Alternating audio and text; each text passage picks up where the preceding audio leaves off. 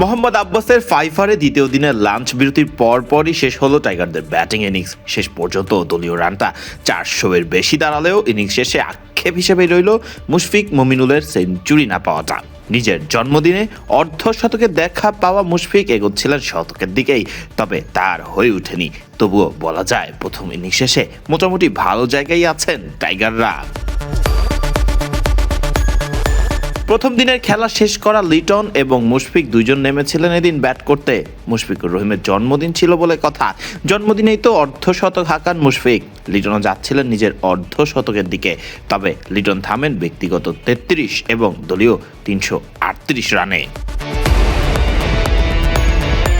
সুবিধা করতে পারেনি এদিন অলরাউন্ডার মেহেদী হাসান মিরাজ ফিরেছেন কেবল 10 রানেই। এরপরও এক প্রান্ত আগলে রেখেছিলেন মুশফিক, ধীরে ধীরে যাচ্ছিলেন শতকের দিকেই।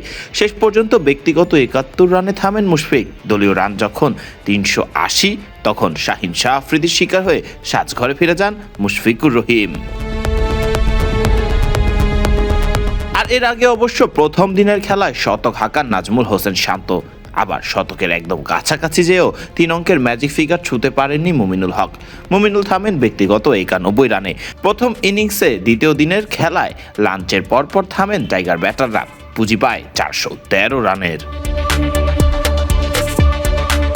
পাকিস্তানের হয়ে ফাইফার পান এদিন মোহাম্মদ আব্বাস। তাছাড়া 3টি উইকেট পান শাহিন শাহ আফ্রিদি এবং 1টি করে উইকেট পান হাসান আলী এবং নোমান আলী।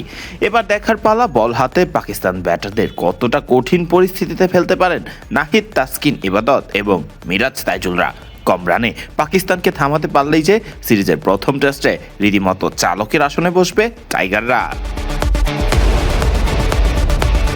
ফারদিন রহমান সকাল, বিডি ক্রিক টাইম।